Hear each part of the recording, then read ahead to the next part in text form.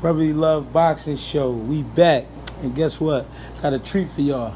Sitting here with the man, Fred Jenkins Jr. after great 6 rounds of sparring I just witnessed. He looked very crispy. About 2 weeks ago, announcement came up. I was surprised, but I was excited when I seen the matchup. Fred Jenkins Jr. versus Glenn Tapia out of North Jersey. Fred, how you feel when you got the call? Man, I felt great. It was, they say life takes us to unexpected places, and who would ever think that I'd be here? With only 15 fights, but I've been in the game. I've been pro for 7 years, but I've been in the game all my life. So it's they say life takes us to unexpected places, and this was like unexpected. Nobody expected this. No. That's the funny thing about boxing. You just never know. You will always get that call, and you just got to be ready to go. When the opportunity presented itself, I didn't hesitate. I took it. So basically, you didn't think twice. No, I didn't think twice. To be funny, I always kind of. I used to see him fight all the time. I was just like, damn, I would love to fight him. He was that boy at one point in time. Okay. So it's kind of like I was like, I want to see how I match up against him. I ain't afraid of nobody. Okay. I like challenges. The bigger, the better, whatever it is. I like it. I've been in the ring all my life, so it's kind of like you beat me, you don't. But at the end of the day, it's like I live for the challenge. I live for the fight. I'm a throwback fighter. I'm the retro fighter. You understand what I'm saying? So it's kind of like in me. You understand what I'm saying?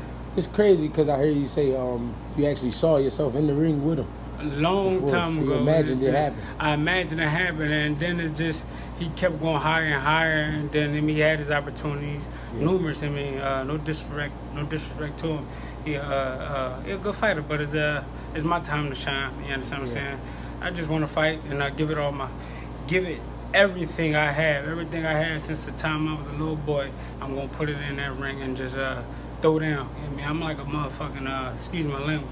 I'm like a throwback. I'm like that Pitbull. I'm like that King Corso. I'm like that Rockwell. I'm like that Doberman Pinscher. I live for this shit. You know what I'm saying? You beat me. But at the end of the day, you gonna feel everything I ever went through in my life when it come time September 8th. Now, a win over Glenn Tapia, where do you feel that put you in position? Who knows, man? Boxing is up and down. It's funny. So I'm not thinking about that. I'm thinking about just winning. Right. You know what I'm saying? Finding my way to win. Right. Through them 8 rounds. Just win by any means necessary. Right. That's it.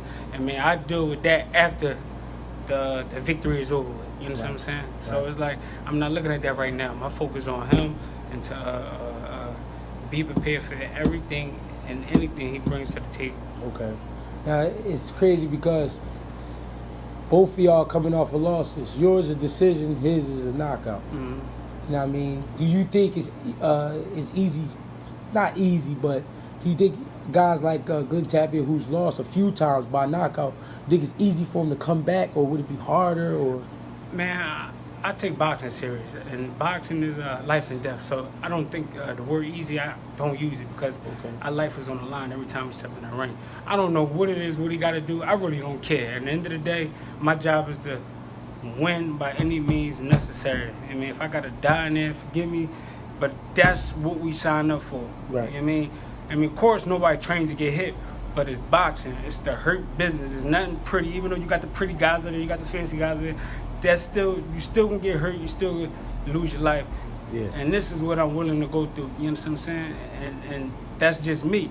Some might say, "Oh, you crazy?" Listen, boxing is what you think boxing is. Right. It's putting two pit bulls in the ring and kill each other. Right. The best, smartest, stronger, wiser pit bull win. That's simple. Right. No disrespect to the dogs and all that. But I love dogs. But it's like comparison. But that's what a comparison is. That's boxing. You know what I'm saying? So you don't feel like the normal human being walking around that got to get up 9 to 5? No. You know you're different. I know I'm different. I was born into it. So how can you got to look at my pedigree, look where I come from, look what I've been around. Not even just my fighting wise. I've been around fighting all my life since I was a kid. So you got to think about, I envisioned so many different things since I was a little boy. I ain't talking about teenage. I'm talking about way before I was boxing. I used to see a picture of my dad with a world champ when I was a little boy. So you got to think, as growing up, I always wanted down. One day I want to stand next to him and have that belt. You know what I'm saying? So it's like a dream. So it's like, at the end of the day, my job is to fulfill my dream. Right. That's it. Right. And while I'm on this earth, I want to fulfill my dream any way possible and just be better at anything I touch and anything I do, and then lead by example. I don't play no role. I don't act. I don't do nothing. I am me. I am Fred Jenkins Jr. That is me, and I'm going to stay there. I don't pretend to be no one else, and you will never see me pretend to be this. I'm me, and that's as simple as that. Now, what do you know about your opponent that you will be able to expose? I mean, y'all going to see Sept. I know he coming to fight. I'm pretty sure. I mean, he been in the game just as long. He been there, done that. You understand what I'm saying? So I'm pretty sure he's bringing his A game. And at the end of the day, I'm gonna bring my A plus game. Simple as that. Yes, sir.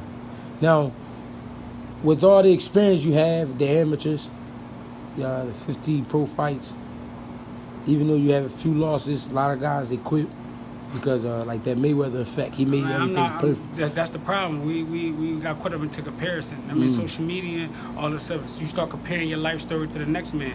Come on, before social media, did you see a Marvin Hagler compare himself to Sugar Ray Leonard? No. Yeah. I mean, they both had losses, but they both was what? Legendary, great fighters. Yeah. Thomas Hearns, he been knocked out numerous times. What'd he do? Yeah. I mean, so it's kind of like you ain't hear them comparing. Oh, no, that's the problem with nowadays. We keep comparing our journeys to the next man's journey, and at the end of the day, man, live your life to the fullest. Right. I mean, don't worry about what the next man doing. I mean, if a person can help you, they can help you. They can. At the end of the day, your job is to fulfill your purpose. At the end of the day, all that. Oh, let me look at him. Oh, he doing this like that. Man, that's girl stuff, man. I don't come from that. You know what I'm saying? That's womanly things. Women, and nowadays you only got the women doing that. Right. So it's kind of sad now. Us men in this sports and this. We are professionals, and we looking at the next man comparing. No, we don't do that, man. Right. We just live. We do the job at its maximum performance, give it all, and just keep it moving. Right. Win, lose, or draw, we won't be proud of ourselves. That's end of the day. Because this ain't easy. Come on, man. What they say, I'm the 1% that's doing something. I'm trying. I'm living. I'm living my dream. I'm the little boy that used to go to Rod Mars down the street. We had the rec 26 in Mass. I used to go to Rod Mars, and little boy, all I talked about was boxing. I'm living my dream. I might not be successful to you or you. I don't care. But to me, I'm successful. Why? Because I'm living out my dream. This is something I had in me since I was a little kid. So as long as I wake up every day and I got a new opportunity to keep trying and keep giving them all, I'm going to keep doing it. I don't care what nobody say. Because why? I'm that 1% that's living it and doing it and trying every day. Now, how many rounds the fight scheduled for? The fight is scheduled for 8 rounds. 8 rounds. Okay, cool. Now, how many weeks did you have to train altogether? Will you have to train altogether? I think I got the call like 10 weeks, but it wasn't official. Probably like 8, 7, something like that. So you got a full camp. But full camp, no excuses. But at the end of the day, I've been training all my life. Right. It's like I don't know no day off. I'm the guy you got to tell you, don't do nothing. Right. Go home, don't train. Take a break today. Yeah, I'm always. I got that dream in me since I was a kid. So it's kind of like, if I ain't doing that, what I'm doing, something that's gonna go against that, and it's gonna take me long to fulfill that dream. You know what I'm saying? Yeah. At least every day I get a chance to a new opportunity just to keep trying. Do a little something different. Yeah. Try this, try that. But at least you're working towards the ultimate goal. I mean, you got the big picture, but inside the big picture is the small little steps. Yeah. It's the small little pictures that lead up to the big picture. Yeah. And all I'm trying to do is complete my big picture. That's simple as that. Sure. Now, anything you want to say to the viewers, leave a message to your opponent? Anything? Man, listen, at the end of the day, live out your dream. Do what you do. Best for you. At the end of the day, y'all going to see Fred Jenkins Jr. September 8 come out with this victory over Glenn Tapia, and the rest is history. And stay tuned. Atlantic City, the main event, Showboat Casino. So, I'm hurt, baby. Forever hungry. Remember that. Yeah.